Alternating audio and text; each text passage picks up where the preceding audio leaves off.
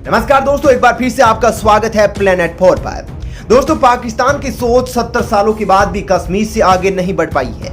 हमेशा कश्मीर को लेकर अंतर्राष्ट्रीय पटल पर रोने वाले इमरान खान ने एक बार फिर से अपने आंसू बहाए हैं और यही सोचा होगा कि कोई तो आएगा और उसके आंसू को पोंछेगा, लेकिन ऐसा बिल्कुल भी नहीं हुआ। दुनिया के अमन सुकून की चाह करने वाले देशों को अब पाकिस्तान से नफरत होने लगी है। अब सभी देश जान चुके हैं कि पाकिस्तान का काम केवल आतंकवाद को पैदा करना है। यही कारण है सभी देश मोदी के पक्ष में अपनी बात रखने लगे हैं। एक बार फिर से आतंकवाद के विषय पर पाकिस्तान को यूएन में शर्मिंदगी उठानी पड़ी है। इस वीडियो में हम पूरे विस्तार से बताएंगे कि क्यों पाकिस्तान को यूएन में शर्मिंदा होना पड़ा है। उससे पहले बता दें कि आज एक बार फिर से मोदी ने ब्रिक्स सम्मेलन में पाकिस्तान को अल्टीमेटम देने की तैयारी की है और कहा है कि पाकिस्तान अगर आतंकवाद को फैलाने की कोशिश करता है तो भारत युद्ध करने के लिए बिल्कुल भी देर नहीं करेगा। और दोस्तों, जब ब्रिक्स सम्मेलन शुरू हुआ तो उसकी अध्यक्षता की बागडोर मोदी के हाथ में थी और पाकिस्तान के प्रधानमंत्री फिर से टेलीविजन पर मोदी के बयानों को सुनने के लिए टकटकी लगाए बैठा था। इस बैठक में तालिबान पर भी मुख्य केंद्र था। पाकिस्तान समर्थित अफगानिस्तान तालिबान का खतरा तो अब दुनिया के सभी मुल्कों पर मंडराने लगा है, इसलिए इस सम्मेलन में तालिबान की बात भी जरूर हुई। ब्रिक्स में जब मोदी बोले तो कान लगे, पाकिस्तान भी सुना, चीन भी सुना और तालिबान भी सुना। और इन सब के बीच मोदी सबसे महत्वपूर्ण शब्द आतंकवाद को बोले। इमरान खान अपनी कुर्सी से उठ खड़े हुए। अभी तक आतंकवाद केवल भारत के लिए ही समस्या था, लेकिन वो अब दिन दूर नहीं है कि आतंकवाद पूरी दुनिया में फैलने वाला है। उधर चीन पर भी इस सम्मेलन के अंदर निशाना साधा गया, क्योंकि तालिबान की सरकार बनते ही चीन की ओर से तालिबान के लिए राहत पैकेज का ऐलान किया गया, जिस पर अमेरिका के राष्ट्रपति बाइडेन ने अपने बयान में कहा कि देशों को अभी तालिबान के रवैये को परखना होगा, उसके बाद ही उनसे रिश्ते बनाने होंगे। आपको बता दें कि तालिबान की सरकार बनते ही तालिबान ने अमेरिका पर एक जोरदार थप्पड़ जड़ा है, क्योंकि अमेरिका जिसको मोस्ट वांटेड आतंकवाद घोषित कर चुका है, जिस पर 37 करोड़ का इनाम भी लगा था, उसी हक्कानी को तालिबान सरकार में गृह मंत्री बनाया गया है। उधर दूसरी ओर अभी हाल ही में हुए यूएन सम्मेलन में इस बार भी पाकिस्तान ने कश्मीर का मुद्दा उठाया था। पाकिस्तान की तो फितरत ही है कि वो कश्मीर का मसला उठाने से नहीं चूकता, भले ही वह इससे संबंधित हो या न हो। एक बार फिर से जब उसने ऐसे अंतर्राष्ट्रीय मंच पर इस मसले को उठाया जिसकी कोई बात नहीं हो रही थी, जिसके बाद फिर से भारत की ओर से नासमझ बच्चे की तरह उसको डांट कर बिठा दिया गया।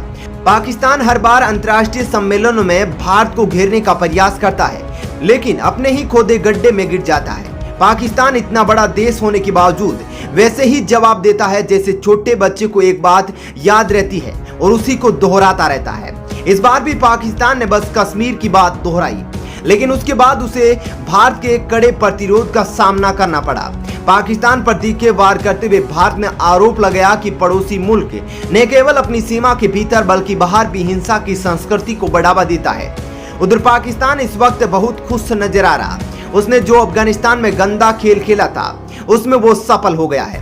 तालिबान सरकार में पाकिस्तान के नजदीकी ही प्रमुख पदों को ग्रहण किया है, जिसके बाद से पाकिस्तान के हौसले बुलंद हो गए हैं और पाकिस्तान कुछ भी बोलना शुरू कर दिया है। पाकिस्तान का विवादों से घिरे रहना कोई बड़ी बात नहीं है।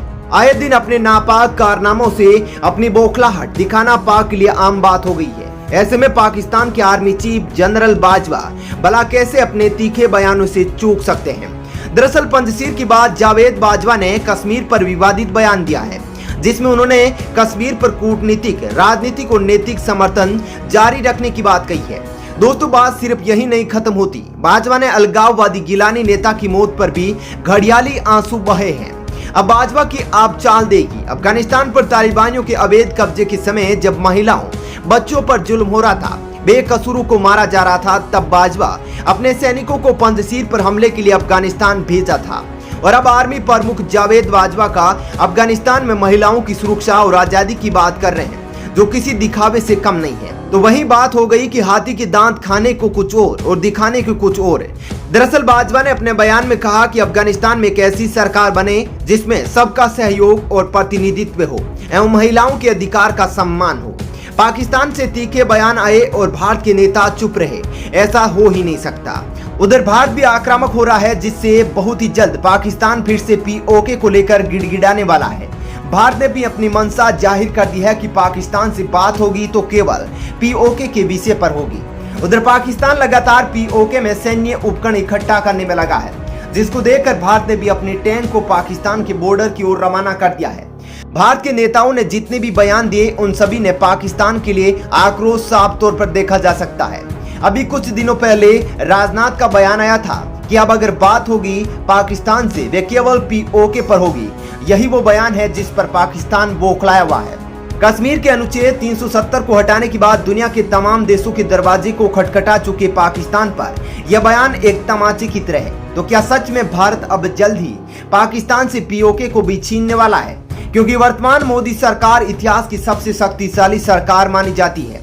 अमित शाह ने भी पीओके को लेकर अपने बयान में कह दिया है कि चाहे जितने भी जान क्यों न गंवानी पड़े, लेकिन हम पीओके को लेकर ही रहेंगे। तो क्या पाकिस्तान से पीओके को लेना भारत के लिए इतना आसान है? भारत के जितने भी बासिंदे हैं उन सभी की ख्वाहिश यही है कि जल्द से जल्द पीओके भारत का हिस्सा बने। उधर इन सब के बीच पाकिस्तान भी पीओके में अपनी क्षमता को बढ़ाने में लगा हुआ है। उसे पता है कि भारत कभी भी पीओके को लेने के लिए पाकिस्तान से युद्ध कर सकता है, क्योंकि मोदी की छवि से इमरान अच्छी तरीके से वाकिफ है और आज तक किसी ने भी कश्मीर से 370 हटाने की बात नहीं सोची थी। और अब मोदी भारत के प्रधानमंत्री बने तो उन्होंने कश्मीर से 370 को ही हटा दिया। पीओके यानी कि पाक अधिकृत कश्मीर कभी भारत का हिस्सा हुआ करता था, लेकिन इस वक्त पाकिस्तान उस पर कब्जा करके रखा है। भारत की ओर से समय समय पर टिप्पणी की जाती है, जब तक पीओके को भारत में शामिल नहीं कर दिया जाएगा तब तक भारत की सरकार कभी चैन से नहीं बैठने वाली है।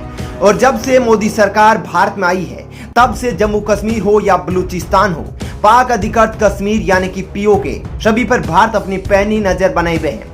भारत भी जल्द ही चाहेगा कि पीओके पर कब्जा हो जाए, क्योंकि इसी क्षेत्र से लगातार पाकिस्तान अपने आतंकवादियों को भारत भेजता है।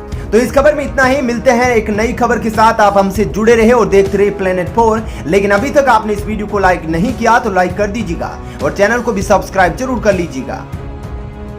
दोस्तों, बहुत ही जल्द पाकिस्तान पीओके को लेकर गिड़गिड़ाने वाला है। भारत ने भी अपनी मंशा जाहिर कर दी है कि पाकिस्तान से बात होगी तो केवल पीओके के विषय पर होगी। उधर पाकिस्तान लगातार पीओके में सैन्य उपकरण इकट्ठा करने में लगा है, जिसको देखकर भारत ने भी अपने टैंक को पाकिस्तान के बॉर्डर की ओर रवाना कर दिया है। भारत के नेताओं ने जितने भी बयान दिए उन सभी में पाकिस्तान के लिए आक्रोश साफ तौर पर देखा जा सकता है। अभी कुछ दिनों पहले ही राजनाथ का बयान आया था कि अब अगर बात होगी तो पाकिस्तान से वे केवल पीओके पर होगी। यही वो बयान है जिस पर पाकिस्तान बौखलाया हुआ है। कश्मीर में अनुच्छेद 370 हटाने के बाद दुनिया के तमाम देशों के दरवाजे को खटखटा चुके पाकिस्तान पर यह बयान एक तमाचे की तरह है। तो क्या सच में भारत अब जल्द ही पाकिस्तान से पीओके छीनने वाला है? क्योंकि वर्तमान मोदी सरकार इतिहास की सबसे शक्तिशाली सरकार मानी जाती है। अमित शाह भी पीओके को लेकर अपना बयान कह चुके हैं कि